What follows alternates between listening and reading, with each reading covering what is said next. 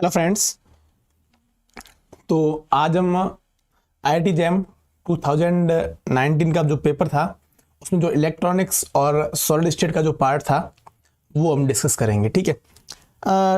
21 दिसंबर से ये हमने शुरू कर लिया था। इसमें साहिल शाह सर ने मॉडर्न फिजिक्स को डिस्कस किया, राहुल सर ने थर्मोडायनेमिक्स के पेपर को डिस्कशन किया, अमृता मैम ने EMT को और पाटेकर सर ने मैथमेटिकल फिजिक्स को जो 2019 के अंदर जो क्वेश्चन आए थे उनको डिस्कस किया। ठीक है। मैं आपको आज सॉलिड स्टेट फिजिक्स और इलेक्ट्रॉनिक्स के जो क्वेश्चन थे जो 2019 के अंदर आए थे वो डिस्कस करूंगा। उससे पहले मैं बता दूं कि हमारा जो IIT जैम 2021 का जो नया बैच है वो शुरू हो गया है 18 दिसंबर 2020 से, और बहुत नॉमिनल फीस है 6000। आप एडमिशन ले सकते हैं, एग्ज़ाम आने वाला है अभी, और उसके अंदर आपको जो सारा का सारा कोर्स है वो इसमें कंप्लीट करवाया जाएगा। सारे सब्जेक्ट टच किए जाएंगे, उनके वीकली टेस्ट होते हैं। ठीक है। उसके साथ में हम एग्ज़ाम से जस्ट पहले हमारा जो मॉक टेस्ट भी होता है, जो कंप्लीट सिलेबस और हर एक टॉपिक को सिलेक्ट करके क्वेश्चन आते हैं उसके अंदर। ठीक है। तो आप ट्राई कीजिए एक बार। और सेकंड बात ये है कि हमने RPSC का जो फिजिक्स का जो कॉलेज लेक्चर की वैकेंसी आई हुई है राजस्थान के अंदर, उनका बैच भी 21 दिसंबर से शुरू हो गया है। और अगर आपको लगता है, हाँ, एक इसमें बड़ी बात यह है कि हमारा जो लेवल होगा यहाँ पे वो CSR नेट और RPSC दोनों को साथ में लेके चल रहे हैं यहाँ पे। ठीक है। तो आप एडमिशन लीजिए तो आपको दोनों फिट, अगर आपके पास नेट नहीं है तो आप इसमें साथ में नेट की तैयारी भी कर सकेंगे और RPSC की तो है ही। तो अगर आपका नेट हो गया तो आप RPSC भी दे पाओगे ना। तो देखिए आप। और नेक्स्ट जो हमारा CSR नेट फिजिकल साइंस का जो नया बैच है वो 4 जनवरी 2021 से शुरू हो रहा है। तो अगर आपको लगता है कि आपकी प्रिपरेशन घर पे नहीं हो रही है ढंग से तो आप आइए हमारे यहाँ पे, एडमिशन लीजिए, एक बार देखिए, आप जरूर आप यहाँ से सेटिस्फाई होके जाओगे। ठीक है। तो शुरू करते हैं हम। फर्स्ट क्वेश्चन है,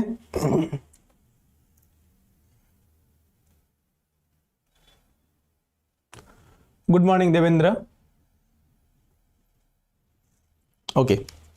तो फर्स्ट क्वेश्चन है, बहुत ही इजी क्वेश्चन था ये सॉलिड स्टेट फिजिक्स का, और ये क्वेश्चन हम काफी बार इस टाइप के क्वेश्चन हम कर चुके हैं ना। तो देखिए, which one of the following crystallographic planes represent 101 Miller indices of a cubic unit cell. 101 Miller indices, तो ये कहाँ कहाँ पे इंटरसेप्ट करेगा वो हम इंटरसेप्ट पॉइंट निकालते हैं और उसके अकॉर्डिंग हम प्लेन को फाइंड कर लेंगे। ठीक है। तो देखिए फॉर्मूला क्या होता है, OA पे इंटरसेप्ट करने के लिए क्या होगा, A upon Miller indices. Miller indices में कौन सा फर्स्ट, H। OB पे कहां पे करेगा, B अपॉन K पे, और OC पे कहां पे करेगा, C अपॉन L पे। ओके।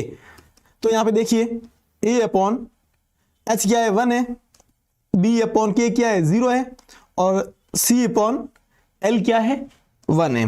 तो यहां पे आ गया A इनफाइनाइट और C। ओके। तो कहां पे कट कर रहा है, देखिए अगर हम देखिए ये X है और ये Y है, ये Z है। एक तो OA मतलब ये O है और A यहां पे कहीं पे कट कर रहा है, X पे। ठीक है। सेकंड कहां पे कट कर रहा है, ये यहां पे कट कर रहा है। Y पे कहां पे कट कर रहा है, इनफाइनाइट पे, मतलब Y पे कहीं पे कट नहीं कर रहा है। जो प्लेन है वो Y के पैरेलल चलेगा। ठीक है। और Z पे कहां पे कट कर रहा है, C पे, यहां पे। तो अगर हम प्लेन बनाए तो किस टाइप का बनेगा, देखिए इस टाइप से। ठीक है। ये इनफाइनाइट पे कट कर रहा है। अगर यूनिट सेल की बात करें तो यहां पे अगर यूनिट सेल बन रही है तो इस टाइप से हमारा जो प्लेन है वो बनेगा। तो इसमें से कौन सा ऑप्शन करेक्ट था, आपको यहां पे ये भी ध्यान रखना है कि जो XYZ कोऑर्डिनेट है वो कहां पे दिए हुए हैं। कई बार हम जो पढ़ते आ रहे हैं, हमारे जो क्या है आदत कि यहां पे हम X लिखते हैं, यहां Y लिखते हैं और यहां पे Z लिखते हैं अपन। ठीक है। तो यहां X है, जबकि यहां क्वेश्चन में क्या दे रखा है, X कहां पे दे रखा है, यहां पे। तो हम बिना कुछ देखे क्या करते हैं, यहां पे X मान लेंगे, इसको Y मान लेंगे, ये Z मान लेंगे, और इसका आंसर है वो C करके आ जाएंगे। जबकि C गलत है, इसके अंदर ऑप्शन कौन सा करेक्ट होगा, इसका B होगा। क्यों, क्योंकि Y पे कहीं पे इंटरसेप्ट नहीं कर रहा है, Y यहां पे दे रखा है X की जगह, और y की जगह z दे रखा है और z की जगह x दे रखा है, तो इसका करेक्ट ऑप्शन कौन सा होगा? बी होगा। एग्जाम के टाइम सब कुछ देखना जरूरी है, वहां पे एक एक पॉइंट है वो इंपॉर्टेंट होता है कि कहां पे हमको ये डाउट क्रिएट कर सकता है या फिर गलती हो सकती है हमसे। ओके, चलिए नेक्स्ट क्वेश्चन देखते हैं। For the using a transistor as an amplifier, transistor as an amplifier, choose the correct option regarding the resistance of base emitter, RBE and base collector junction. तो ट्रांजिस्टर एज ए एम्पलीफायर, तो क्या कर रहा है वो? कोई भी input को वो एम्पलीफाई कर रहा है। तो हम क्या करते हैं, यहाँ पे एक एग्जांपल लेते हैं। देखिए यहां मैं कॉमन एमिटर की बात कर रहा हूं, ठीक है। ये हो गया एनपीएन ट्रांजिस्टर है और ये हो गया एमिटर, बेस, कलेक्टर। एम्पलीफायर में यूज कर, मतलब एम्पलीफायर का मतलब क्या है? Transistor as a active region. तो एक्टिव रीजन कब होगा? जब एमीटर और बेस दोनों होंगे फॉरवर्ड बायस में। ये हो गए फॉरवर्ड बायस में, ये पी है पॉजिटिव, ये नेगेटिव, फॉरवर्ड बायस, ठीक है। और बेस और कलेक्टर क्या हो गए उसके अंदर? रिवर्स बायस में। मतलब एन को कहां से करना कनेक्ट? प्लस से, और पी को माइनस से। ये हो गया फॉरवर्ड बायस और ये हो गया रिवर्स बायस। अब फॉरवर्ड बायस के अंदर क्या होता है कि करंट फ्लो होती है वोल्टेज इंक्रीज करने पे, मतलब वहां पे रेजिस्टेंस है वो बहुत कम होता है, ठीक है। और रिवर्स बायस में क्या होता है कि हम वोल्टेज इंक्रीज करेंगे पर करंट इंक्रीज नहीं होगी, और करंट इंक्रीज होगी वो भी क्या होगी? लीकेज करंट होगी, बहुत ही कम माइक्रो एम्पियर में करंट वो यहां पे इंक्रीज होगी, ठीक है। तो जब करंट है बहुत कम इंक्रीज हो रही है वोल्टेज इंक्रीज करने पे, इसका मतलब क्या है? रेजिस्टेंस बहुत ज्यादा है। और जहां पे वोल्टेज को इंक्रीज करने पे करंट इंक्रीज हो रही है साथ साथ में, इसका मतलब वहां पे रेजिस्टेंस है वो कम है। और अगर हम सीधी सी बात करें एम्पलीफायर, एम्पलीफायर का मतलब क्या है? वी आउटपुट है वो बहुत ज्यादा होना चाहिए, वी इनपुट है वो कम होना चाहिए। वी इनपुट कब होगा? जब रेजिस्टेंस वहां पे कम होगा, मतलब वी बी पे वोल्टेज ड्रॉप कम होना चाहिए। वहां पे कब वोल्टेज ड्रॉप कम होगा? जब आर बी ई की वैल्यू है वो कम होगी और आर बीसी की वैल्यू है वो ज्यादा होगी, मतलब आरबीसी पे वोल्टेज ज्यादा ड्रॉप होना चाहिए। तो इसके अकॉर्डिंग क्या सही है कि फॉरवर्ड बायस के अंदर रेजिस्टेंस कम होता है, इसके अकॉर्डिंग हम देख सकते हैं कि आरबी पे जो आरबी रेजिस्टेंस है वो कम होगा, और रिवर्स बायस में क्या होता है? रेजिस्टेंस बहुत ज्यादा होता है। इसका मतलब क्या होगा? आरबीसी है वो क्या होगा? बहुत ज्यादा होगा। तो ऑप्शन कौन सा करेक्ट होगा? Very low RB and very high RBC, option B है वो इसके अंदर करेक्ट होगा। Good morning MD Amjad. Okay, Anshika Singh, option B correct है। चलिए, ये बहुत सिंपल क्वेश्चन है। कहां से आया? डिजिटल इलेक्ट्रॉनिक्स के अंदर से। कॉम्बिनेशनल सर्किट है, यहां पे और एंड गेट यूज हो रखे हैं। ये एंड है और ये और है, एंड है और एंड है। क्लास 12 के अंदर हम ये पढ़ चुके हैं। और ये क्या है? और है। तो फर्स्ट यहां पे देखिए कि अगर बात करें एंड गेट की, यहां पे इनपुट क्या है? एक्स और वाई है, तो यहां पे क्या आएगा? X Y. फिर क्या हो रहा है? ये एक्स है वो नीचे जा रहा है, ये वाई यहां पे कनेक्ट हो रहा है और जेड है वो यहां से आ रहा है, तो इसका आउटपुट क्या होगा? Y plus Z.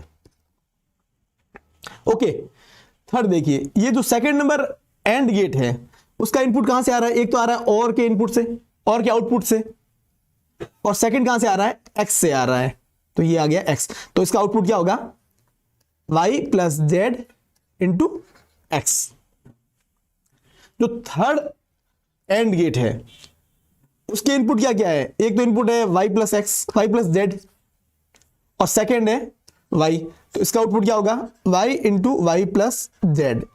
इसको हम इंटू ना कह के कह सकते हैं Y plus Y ORed with Z ANDed with Y, ठीक है। तो यहां पे कंप्लीट आउटपुट क्या आ रहा है? यह आ रहा है, और मतलब एक तो आ रहा है यहां से एक्स वाई, तो यह आ गया एक्स वाई, ठीक है। सेकंड क्या आ रहा है इसका आउटपुट? प्लस यहां पे आ रहा है Y plus Z into X, और थर्ड यहां पे आ रहा है plus y into Y plus Z. Okay, तो इसको हम सॉल्व करें अगर, तो क्या आएगा, X Y plus Z X plus Y Z. ठीक है, तो देखिए आप यहां पे अगर मैं y को कॉमन लूं, यहां अगर मैं y को कॉमन लूं अगर, तो क्या आएगा, ये y, यहां y आ गया, ये आ गया x प्लस ये y की जगह आ गया 1 प्लस जेड प्लस क्या आएगा, जेड एक्स। ये प्लस का मतलब यहां पे क्या है, और ऑपरेशन। ठीक है, तो देखिए यहां पे 1 प्लस समथिंग, कोई भी वेरिएबल को 1 से के साथ में अगर हम और ऑपरेशन लगाएंगे तो उसका आउटपुट क्या आएगा, 1 आएगा। 1 plus 0 is equal to 1, 1 plus 1 is equal to 1, तो ये आ गया 1। तो y dot 1 plus X Z, तो क्या आ गया, y प्लस एक्स जेड। तो कौन सा ऑप्शन करेक्ट होगा इसके अंदर, ऑप्शन बी है वो करेक्ट होगा।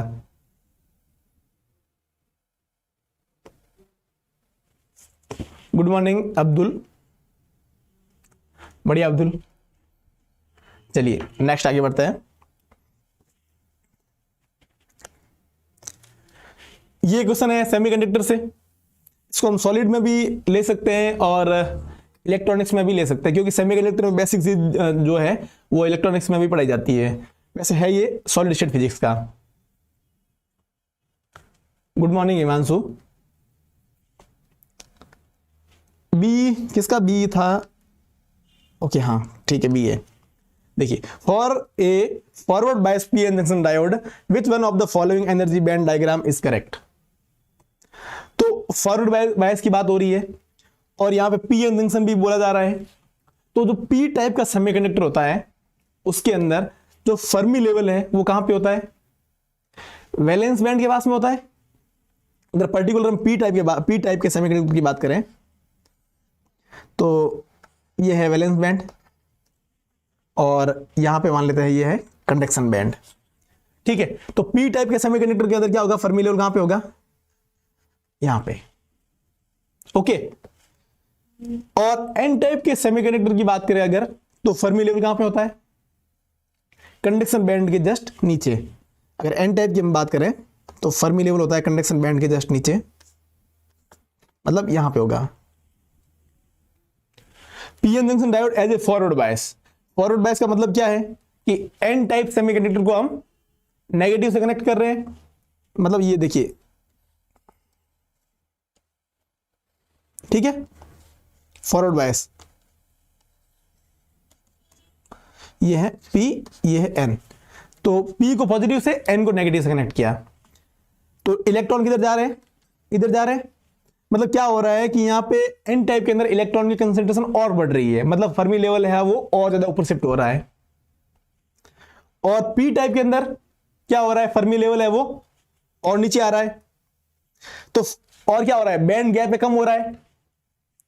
तो देखिए फर्स्ट ऑप्शन देखिए आप, यहां पे फर्मी लेवल किधर है, कंडक्शन बैंड के जस्ट पास में, और पी टाइप में कहां पे है, वैलेंस बैंड के जस्ट पास में, और जो बैंड गैप है वो भी क्या है, कम है। तो ऑप्शन कौन सा करेक्ट होगा इसके अंदर, ऑप्शन ए करेक्ट होगा। ऑप्शन बी देखिए करेक्ट हो सकता है क्या, फर्मी लेवल तो जस्ट बीच में है। ठीक है, ऑप्शन सी देखिए कि यहां पे फर्मी लेवल और एन टाइप सेमीकंडक्टर का एनर्जी लेवल है वो दोनों इक्वल है, ये भी नहीं हो सकता। और ऑप्शन डी तो बिल्कुल हो ही नहीं सकता, क्योंकि पी टाइप में बताया गया है कंडक्शन बैंड के पास में फर्मी लेवल, और एन टाइप में कहां बताया गया है, वैलेंस बैंड के पास में। तो ऑप्शन ए है इसके अंदर करेक्ट होगा। ओके, चलिए नेक्स्ट क्वेश्चन देखिए। The location of calcium ion and chloride ion inside the unit cell of CaCl, calcium chloride crystal is shown in the figure. The Bravais lattice of CaCl is.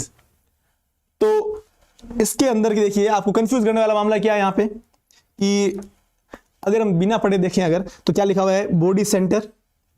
ये orthorhombic तो हमने पढ़ा ही नहीं। ठीक है, last में यहां पे क्या दे रखा है, बेस सेंटर ऑर्थोरोम्बिक। तो कई बार क्या होता है कि हम आगे की दो चीज पढ़ के बॉडी सेंटर पढ़ लिया, करेक्ट है भाई, बॉडी सेंटर के बॉडी के सेंटर में एक दे रखा है एटम और बाकी है वो कॉर्नर पे है, तो मतलब इसका ऑप्शन बी होगा। पर अगर देखें पीछे क्या लिखा हुआ, ऑर्थोरोम्बिक, ऑर्थोरोम्बिक की क्या कंडीशन होती है, A not equal to B not equal to C, A not equal to B not equal to सी।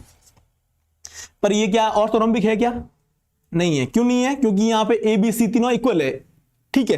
तो ये क्या है, सिंपल क्यूबिक है। ऑप्शन बी ऑप्शन डी तो हो नहीं सकता इसके अंदर, ठीक है। ऑप्शन सी क्या है, फेस सेंटर। क्या ये फेस सेंटर दिख रहा है, फेस सेंटर का मतलब क्या होगा, यहां पे एक एटम होगा, यहां पे होगा, यहां पे होगा, यहां पे होगा और एक इस फेस पे होगा और एक पीछे होगा, फेस सेंटर भी नहीं है, तो इसका आंसर क्या होगा, सिंपल क्यूबिक। ओके चलिए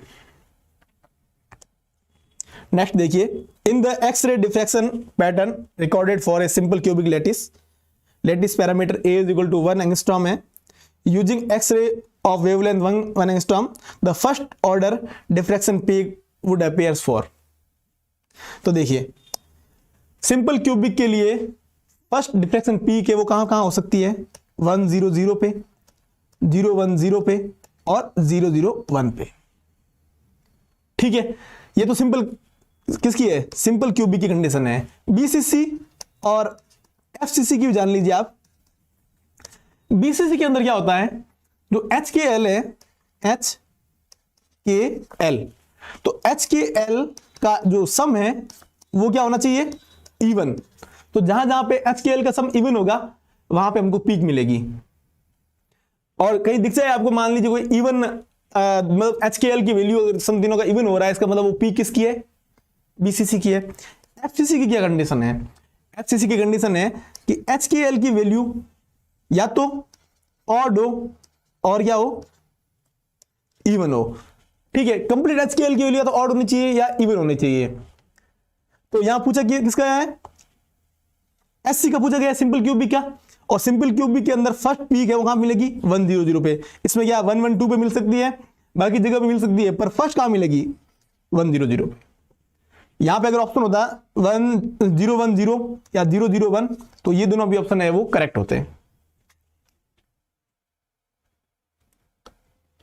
गुड मॉर्निंग हेमराज।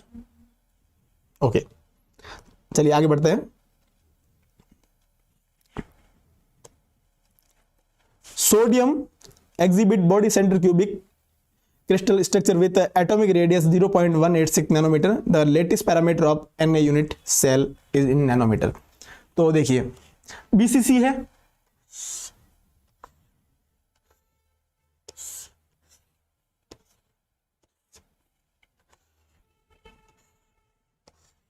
ये क्या है, सिंपल क्यूबिक है। BCC मतलब एक बॉडी के सेंटर में भी एक एटम होगा यहां पे, ठीक है। और एक क्यूब है, उसका डायगोनल कितना होता है, मान लीजिए ये ए है, ये भी ए है, ये भी ए है, ठीक है। तो यहां से लेके ये वाली डिस्टेंस कितनी हो जाएगी, कितनी होगी, √3 होगी,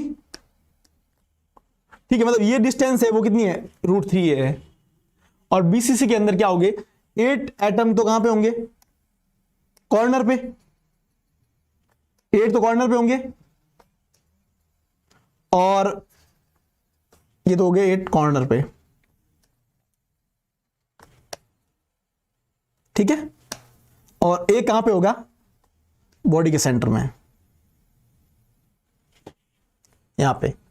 तो यहां पे क्या होगा, देखिए कि जो अपने डायगोनल है √3a वो किसके इक्वल होगा, मान लीजिए ये इसकी रेडियस हो गई इतनी, r रेडियस हो गई इस एटम की, सेंट्रल वाले एटम की रेडियस हो गई r और इसकी होगी फिर से r।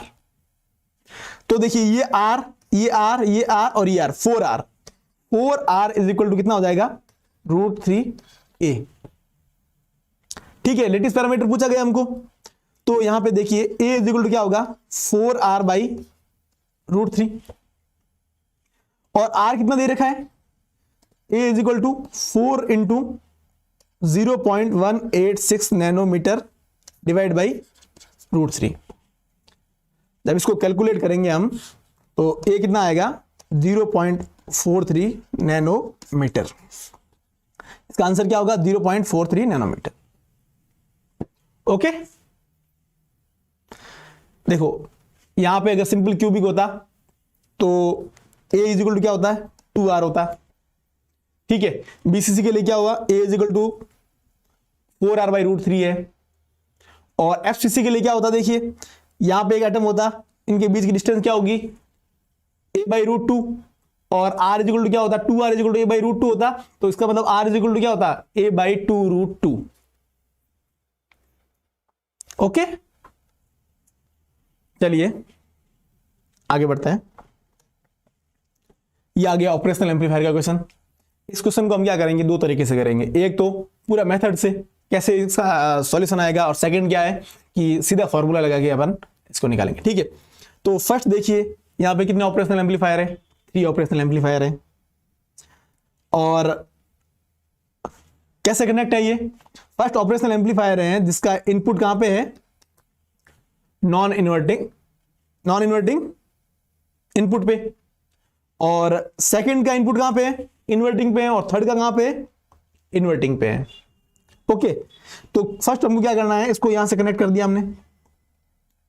ठीक है, और क्या किया, current I1 is equal to I2 किया। तो यहां पे देखिए I1 is equal to I2 किया हमने। I1 कितना है 0 है यहां पे, ये आ गया V इन, तो 0 minus V in divide by 10K is equal to V in minus इसका मान लेगा आउटपुट है V01 is equal two upon 35K। ठीक है, तो K से K cancel out. V input कितना है, यहां पे क्या कर रहे हैं हम मैग्नीट्यूड ले रहे हैं इनपुट का 200 मिली वॉट, तो यह आ गया minus 200 milliwatt divide by 10 is equal to V in minus V in का मतलब 200 मिली वॉट, ये हो गया 200 माइनस V01 डिवाइड बाई 35। ठीक है, ये 0 से 0 कैंसिल आउट हो गया, 20 हो गया, 70 हो गया। ओके, तो देखिए इसको अगर हम 0 से 0 कैंसिल आउट करें, ठीक है, और ये हो गया minus 700 milli what is equal to 200 minus V01। तो यहां से V01 मिल रहा है मेरे को 900 मिली वॉट, ये हो गया V01। अब यहां पे देखिए V01 कहां पे जा रहा है इन्वर्टिंग टर्मिनल पे, इन्वर्टिंग पे जा रहा है। यहां हम क्या कर रहे हैं, current I3 is equal to क्या करेंगे I4 is equal to I4। तो यहां क्या होगा कि 900 मिली वॉट माइनस ये यहां से कनेक्ट किया इसको 0 divide by 10K is equal to 0 minus इसका ये होगा V02 डिवाइड बाई 35K, ये K से K कैंसिल आउट, 0 से 0 कैंसिल आउट, इसको मल्टीप्लाई करेंगे कितना आएगा 3150 milli what is equal to V02, ये होगा माइनस का। ओके, ये V02 मिल गया हमको। फाइनल हम यहां पे क्या करेंगे I5 is equal to I6 करेंगे। 270 कैसे होगा, 35 इंटू 20 कितना होता है 2 नहीं है 20 है, तो क्या होगा 700 मिलीवॉट हुआ, और 700 प्लस 200 कितना होगा 900 होगा ना।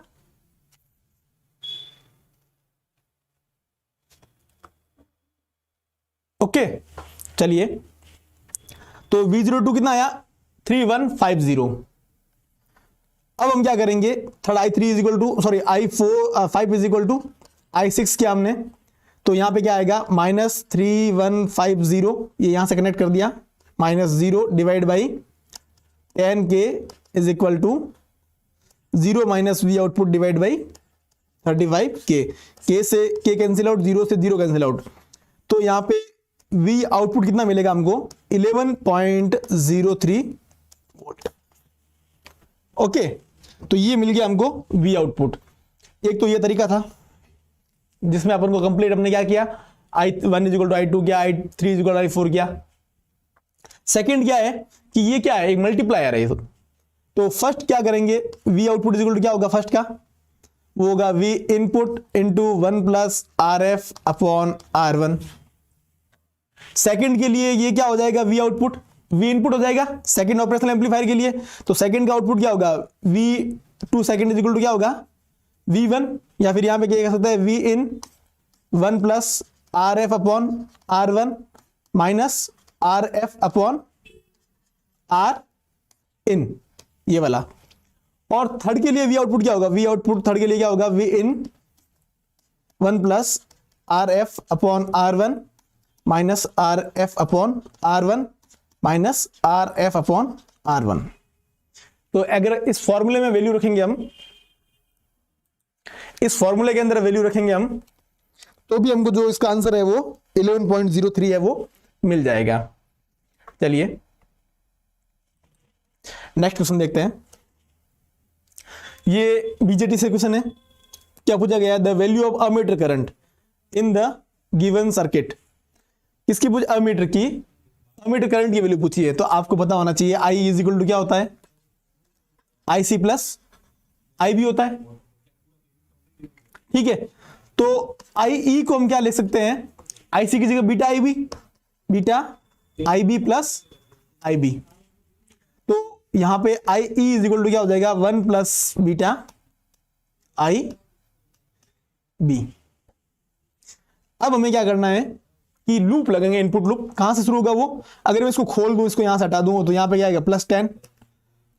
लूप मैंने यहां से लगाया, ठीक है, क्या आएगा, -10 plus I B into 2 mega ohm plus 0.3 का voltage drop plus 2K into I E is equal to 0। लगा लो। तो यहां पे हम क्या लिख सकते हैं, 10 माइनस ये 0.3 को right and left hand side भेज दिया, तो 10 minus 0.3 I B 2 mega ohm plus 2K I E आ गया। अब यहां पे देखिए आप, निकालना क्या, आई ई निकालना है। तो I B is equal to क्या हो जाएगा, I E upon 1 plus beta होगा। तो यहां आ गया 9.7 is equal to I B की जगह क्या रखा, I E upon 1 plus beta into 2 mega ohm plus 2K into I E. Beta की वैल्यू कितनी दे रखी है, 100। तो ये हो गया 9.7 इज इक्वल टू, आई को मैंने बाहर ले लिया, तो 2 mega ohm divide by 1 plus 100 plus 2K into I E, ठीक है। तो इसको हम अगर सॉल्व करें यहां पे तो क्या आएगा, I E is equal to 9.7 divide by 2 mega ohm plus ये हो गया 202 किलो डिवाइड बाई 101। तो I E is equal to कितना आ जाएगा, 9.7 into 101 divide by 2 plus 0.202 mega ohm, या फिर मेगा को 10⁻6 लिख सकते हैं हम। तो यहां पे आ गया 10⁻6। तो I E is equal to कितना हो जाएगा, इसको डिवाइड करने पे 444.91 माइक्रो एम्पियर है वो आई ई की वैल्यू आ जाएगी यहां पे, ठीक है। चलिए माइक्रो एम्पियर में पूछा गया ना यहां पे, तो इसका आंसर क्या होगा, 444.91 माइक्रो एम्पियर। ओके नेक्स्ट देखिए आगे। ये जीनर डायोड से क्वेश्चन आया है, और इसके अंदर मैंने आपको बता रखा है कि दो चीजें याद रखनी है इसके अंदर। क्या, एक तो ये वाला लूप, और सेकंड क्या, I S is equal to I Z plus I L.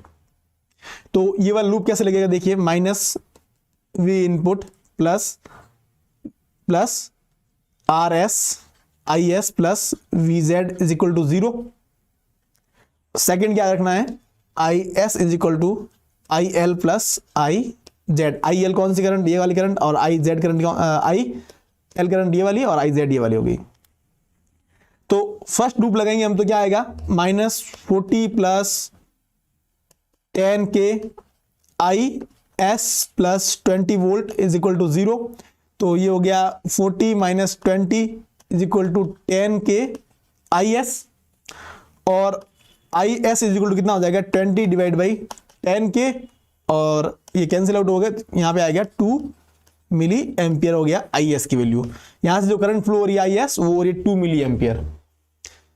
अब I S is equal to क्या है, I L plus I Z. तो हम यहाँ पे क्या करेंगे, आई एल की वैल्यू निकालेंगे। कैसे निकालेंगे, ये जीनर डायोड क्या बन जाएगा, बैटरी, और जो वोल्टेज जीनर डायोड पे ड्रॉप होगा वो वोल्टेज यहाँ पे भी ड्रॉप होगा। तो इसका मतलब वी एल कितना आ गया यहाँ पे, 20 वोल्ट। तो V L is equal to क्या होगा, आई एल आर एल। ये 20 वोल्ट आ गया यहाँ पे। आई एल की वैल्यू कितनी है वो फाइंड करनी है हमको। आर एल कितना है, 20K। तो ये 20 से 20 कैंसिल आउट, आई एल की वैल्यू आ गई 1 मिली एम्पियर। तो यहां पे देखिए आप, I S is equal to क्या होता है, I L plus I Z, और आई एस क्या है, 2 मिली ampere is equal to 1 milli ampere plus I Z. तो I Z is equal to क्या आएगा यहां पे, 1 मिली एम्पियर। ओके, तो इसका करेक्ट आंसर कौन सा होगा, ऑप्शन तो है नहीं इसके अंदर, तो 1 मिली एम्पियर इसका आंसर होगा। ठीक है, चलिए नेक्स्ट देखिए। The decimal equivalent of the binary number 110.101। तो बाइनरी का डेसिमल में कैसे कन्वर्ट करेंगे, देखिए 101.101। तो पॉइंट के लेफ्ट हैंड साइड के अंदर क्या करेंगे, जो भी बाइनरी दे रखा है उसको 2 रेज टू पावर से मल्टीप्लाई करेंगे। तो ये हो गया 1 into 2 raise to power 0 plus 0 into 2 raise to power 1 plus 1 into 2 raise to power 2। और डेसिमल पॉइंट के राइट हैंड साइड में क्या करेंगे हम, 1 into 1/2 plus 0 into 1/4 plus 1 into 1/8। 1 into 1/8। तो क्या आ गया यहाँ पे, 4 प्लस 2 प्लस ये आ गया 0.5 प्लस 0 प्लस 0.125। तो ये आ गया 6.625। तो डेसिमल वैल्यू क्या होगी, 6.625। ये हो गया 6.625 इसका आंसर होगा। ओके, तो ये क्वेश्चन आए थे आईआईटी जैम 2029 के अंदर, और 2019 के अंदर। ओके ठीक है। और एक और बात कि अभी हमारे प्रशांत सर है, वो सॉलिड स्टेट फिजिक्स की जो लाइव क्लास ले रहे हैं, जो चल रही है अभी, तो उसको आप जरूर देखिएगा शाम 4 बजे। ओके, अगर कोई आपको इन क्वेश्चन में कोई डाउट है तो पूछिए।